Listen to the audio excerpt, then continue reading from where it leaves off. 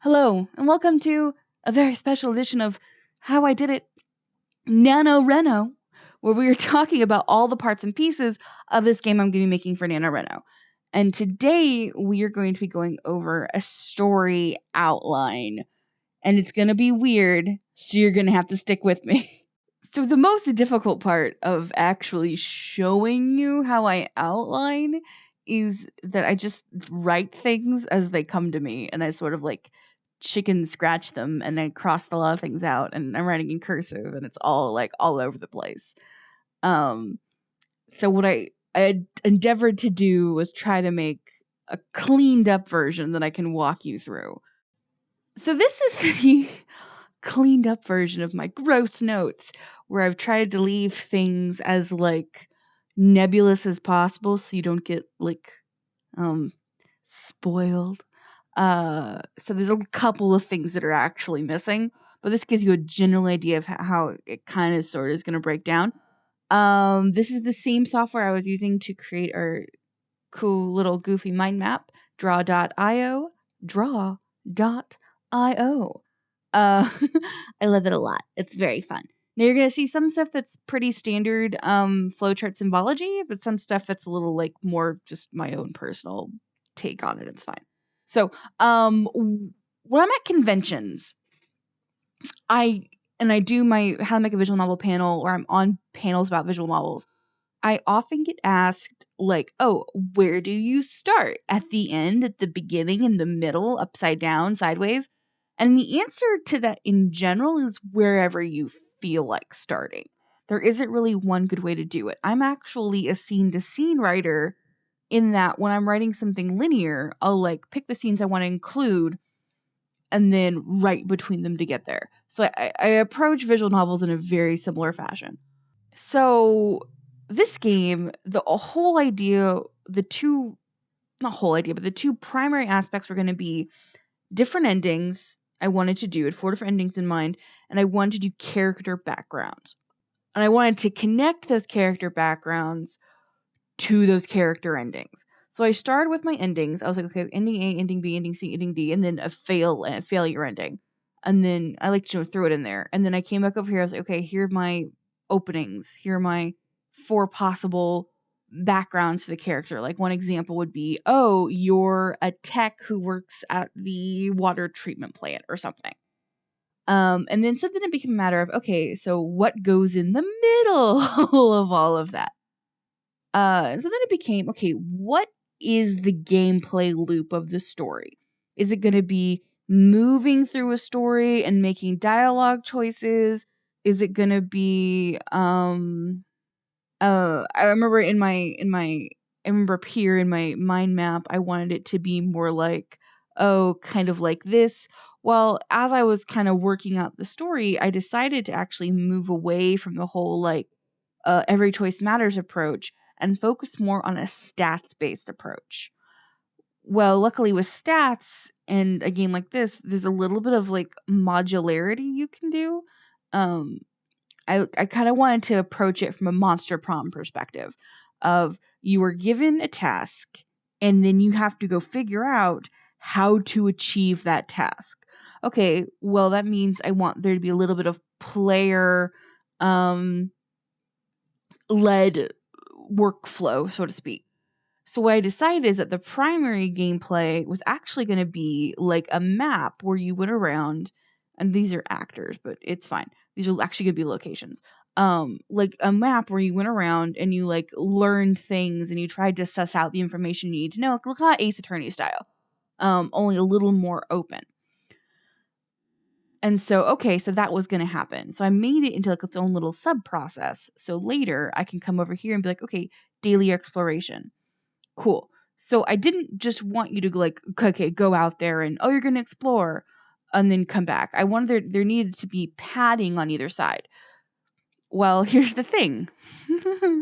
I developed a random event system, I guess you could call it, in RenPy for another project that was prototyping. I never used it, and I kind of want to use it. So, on either side of our daily exploration gameplay, I'm going to be throwing in a random event, and then like some kind of nightly event, like probably something with like a love interest, the possible love interest, like getting to know them, or just like story stuff. Like these are like the cut scenes on either side of a Ace Attorney trial. And so that being said, that became my overarching gameplay cycle. You're going to have a random event, you're going to have the ability to explore, and then something's going to happen that night that you're going to interact with. And all the while, you're going to be building up some stats, building up and breaking down stats, which I'm not going to tell you what they are. They're secret right now. Cool. But I call this my overarching gameplay cycle. So when I come back in here into my flowchart, I can just put in gameplay cycle, and I know, okay, that means that's this. Okay, cool. So my gameplay cycle is this. Oh, what's this? Oh, that's that. So it's sub layers of pre-programmed processes. So I can make shortcuts and stuff. So I'm not just having to do these cycles over and over and over again. So the overall story then ends up being, okay, so we have my opening background. There's going to be an introduction that's connected to background A and background B and background C. These double lines mean that they're a note to me, to myself, that, oh, there's going to be overlap. And there's going to be story overlap there. They're not going to be completely and totally unique to one another. There's going to be some overlap there. And there's going to be some kind of story catalyst. Something is going to happen that affects all of the backgrounds, and that's going to lead us into different versions of this sort of gameplay cycle process. Because depending what your background is going to kind of determine how you are able to approach the task you've been given. So it's going to be a little bit different depending on your background. So these, again, double lines means there's going to be some overlap, but generally speaking, you're going to have a kind of different story flow depending on what your background was and what you chose. So you're going to move through, this gameplay cycle of random event, explore, night event, random event, explore, night event. And at some point, the second time you do this, you're going to get the introduction of the secondary route. So you're going to know what your main route is at the very beginning, but then at some point you're going to introduce to, or you could also do this. Oh my, what could it possibly be?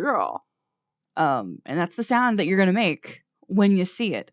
And then you're going to keep going through the gameplay cycle. And then at some point you're going to have some kind of Act 3, which again is going to be a little bit different for each of the backgrounds, but also have some overlap.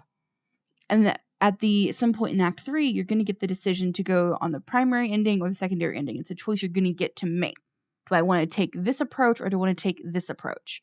And then there's going to be a stat check. And if your stats are good, you get to go ahead and move on to your ending.